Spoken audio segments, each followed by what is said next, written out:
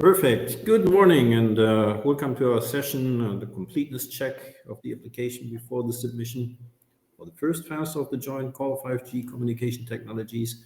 My name is Ralph. I'm working at Lux Innovation and I'll do the moderation today. So before I do introduce our invisible speakers, some words on InWink, the platform, in case you haven't seen it before. In the upper right corner, you see some buttons for questions and a chat window. Please don't hesitate to pose any questions you have in there, even if you want to do it right now, just to make sure it's not forgotten. We will go through that after the presentation. The session will be recorded, and the recording and the slides will be available on the link that is posted in the chat. So as you know, this is also the platform where you need to place the project outline. Don't forget the deadline is on the 9th. So this is the last session. Having that said, let me introduce you to the other speakers. So with me are Sophie Klecker from the Ministry of Economy. We and my colleague Eric Lauer from the RDI department, who will talk a little bit about the completeness and what all needs to be in there. So I think, Eric, you're the first one. So handing over to you, and then afterwards I'll come back for the Q&A session. Thank you, Ralph, for the introduction, and good morning, everyone. So welcome also from my side to our second and last Q&A session for this year's joint call 5G on the completeness check of the application. So during today's presentation, I would like to give you more information on the general submission process and the mandatory attachments that you need to prepare during the first phase of the call. And as Ralph already mentioned, please do not hesitate to share your questions within the questions tab so that we can discuss them during the final Q&A part of the webinar. So here, just a short reminder, the Joint Call 5G is organized by the Department of Media, Connectivity and Digital Policy Service, the Ministry of Economy, the Luxembourgish National Research Fund, the FNR, and Lux Innovation. So on this slide, you can now see an overview of the required steps until the submission of the project outline in the first phase. So as explained during previous webinars, only private-public partnerships are eligible within this call, meaning that the mandatory consortium would need to consist of at least one Luxembourgish private company and at least one Luxembourgish public research organization. So once you have identified your project partners, your consortium would need to do the following steps before the submission deadline on the 9th of February at 2 p.m. So first, create the project on the Research Industry Collaboration Platform. Then invite your collaboration partners to the project. At least one person from each partner needs to validate his participation, fill in the mandatory questions of the project outline directly on the platform. Then each partner needs to upload all their mandatory attachments. Finally, once each partner has uploaded these attachments, one of you can submit the proposal for the whole consortium. And here I would like to highlight that it really doesn't matter who submits the application, as long as it is complete and submitted before the deadline. And although the project outline of the first phase is rather easy and short to prepare, I would really invite you to start preparing your application on the platform as soon as possible, given that the submission deadline will already be in 10 days. So now for those of you who might not yet have started their application, and as a reminder for all the others, I will briefly show you how to create an application on the platform. So the first step would be to register yourself on the Research Industry Collaboration Platform and to create your account. Once you have created your account, you can go to the website of the Joint Call 5G, where you can find further information on the call as well as the official call text. On the right side, you can then also start creating your application for the first phase together with your partners by clicking on Apply. Finally, once you have started your application and all the partners have validated their participation, you will then be able to fill in all the mandatory questions of the project outline directly online. Here you can see the general structure of the project outline with its 6 main categories, as well as 2 example questions that you would need to answer together with your partners. And at the end of the process, each partner will then also need to upload some mandatory attachments, which I will explain to you in more detail on the following slides. So let's now have a closer look at these mandatory attachments, starting with those for the research organizations. In your case, the list of attachments is quite short. In fact, during the first phase of the call, the principal investigators would only need to share the link towards their ORCID ID or LinkedIn profile. And it's only during the second phase of the call when the PI will need to prepare a narrative CV.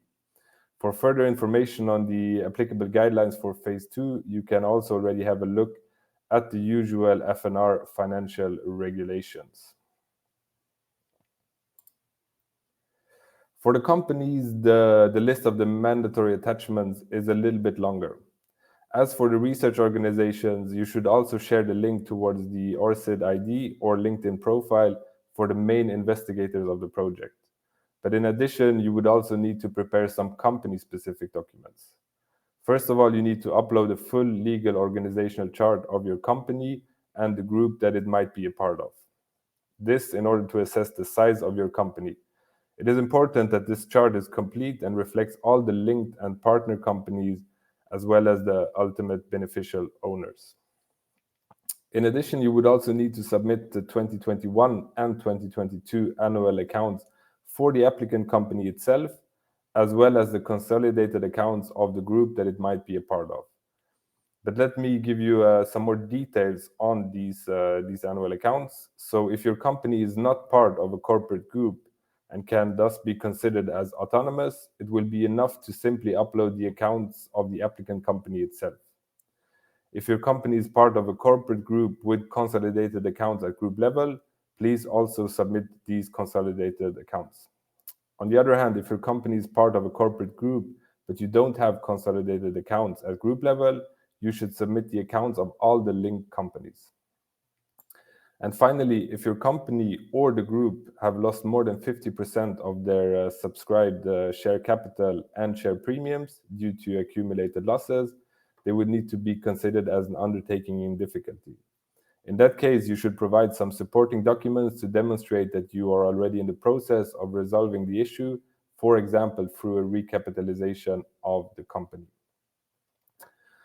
Last but not least, all the companies are requested to submit a cash flow forecast to demonstrate their liquidity over the project duration and their ability to co-fund the project costs.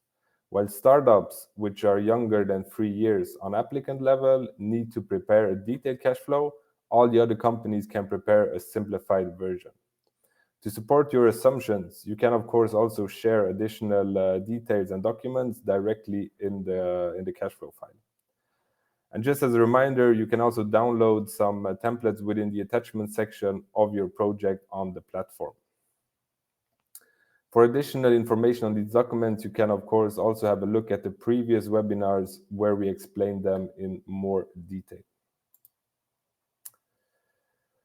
So now, before going over the final Q&A part of today's webinar, I would like to briefly share some tips and tricks that you should know before the submission. So first of all, please don't hesitate to have a look at the replays and presentation slides of the previous webinars. You can find the link both attached here on the slide as well as in the chat box of the webinar. In addition, please also regularly check the FAQ section on the Research Industry Collaboration platform, where we gathered the most relevant questions that we received during the webinars and by email. So what next? Well, ideally, your next steps should now be to finalize and submit the project outline and the mandatory attachments before the final deadline on the 2nd of February, on the 9th of February, sorry, at 2 p.m. And as I mentioned before, this needs to be done completely online, and any partner can submit for the whole consortium once the application is complete. but also make sure that all the partners agree with the final version. So with this said, and before handing over to Ralph for the moderation of the Q&A session, I would like to thank you all for your attention, and I wish you all the best for the final preparation of the project outline.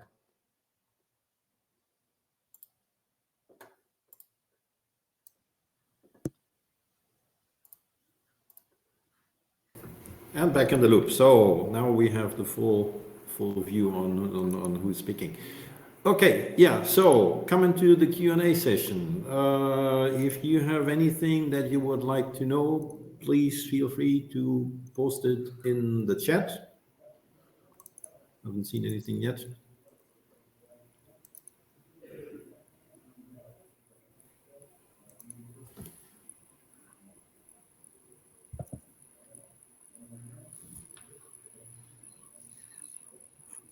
Mark, Sophie, any thoughts, any interesting comments?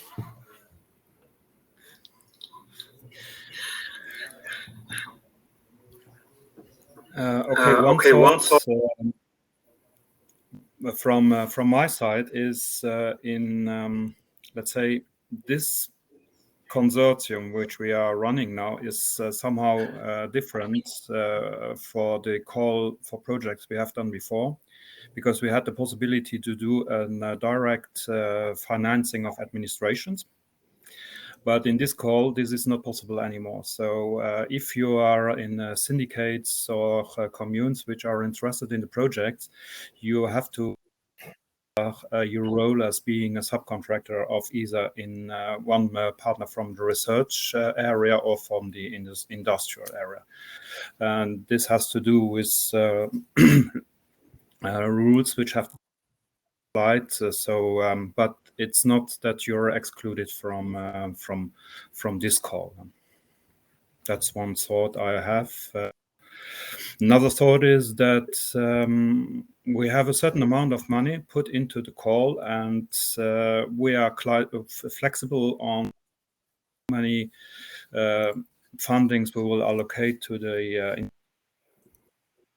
fundings we will allocate to the research partners. This will heavily depend on the results from the phase 1, and we will let's say adapt our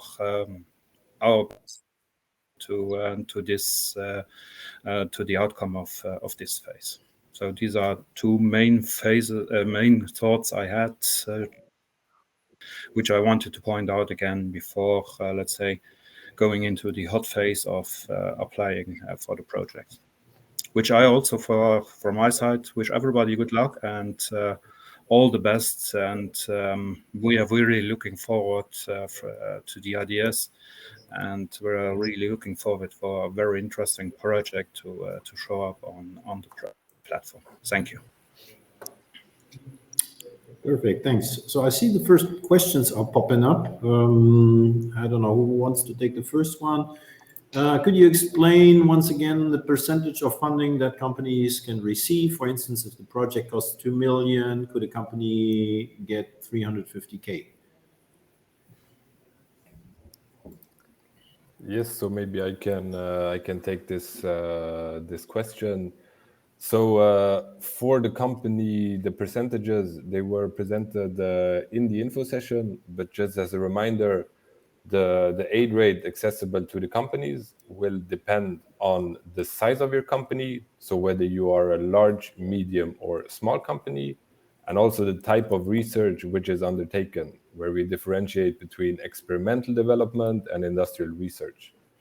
So for instance, if you are a small company, and since these are collaborative consortiums, a small company could get up to 60% for experimental development and up to 80% for industrial research.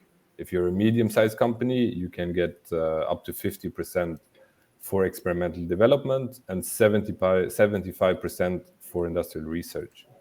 If you're a large company, you can get up to 40% for experimental development and 65% for industrial research. The maximum amount of funding which can be allocated to the industry partner is 700K per project. So I hope this answers your question.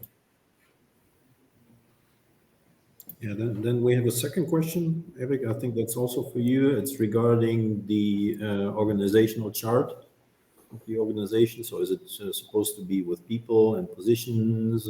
What level of granularity, or just the organizational structure from a company perspective? Yes, so indeed, it should be the organizational structure from the company perspective. So not an internal organizational chart with the peoples and positions, but it should depict the applicant company, the partner companies, so the company where there's a participation between 25 and 50%, and the link companies where there is a link between the different companies in the group, which goes beyond 50%. On this organization chart, we should also see the ultimate beneficial owners of the group. So that was also discussed in the first Q&A session, and I think there in the slides you also see an example of an organizational chart where you see the different percentages, the different up to the ultimate beneficial owners. So that's what we mean with an organizational chart. I hope this answers your question.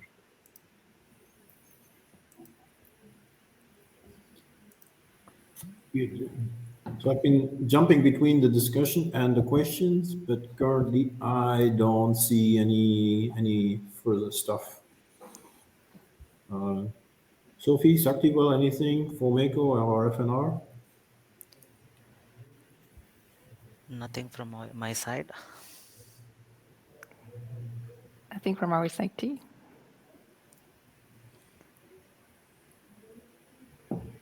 Okay, well, we have the site up and running. You'll see the recording over there. You'll see the slides, and I think nobody is leaving the planet. So in case something pops up in between now and very soon deadline, feel free to ask and drop us something in between. So last chance to ask any further questions. I see that is not the case. Well, thanks a lot for your attendance. Good luck with the call, and looking forward to all the interesting projects that you're going to shoot out. Thank you. Thank you very much. Thank you. Thank you. Thank you. Thanks. Bye-bye. Bye. Bye. Bye. Bye.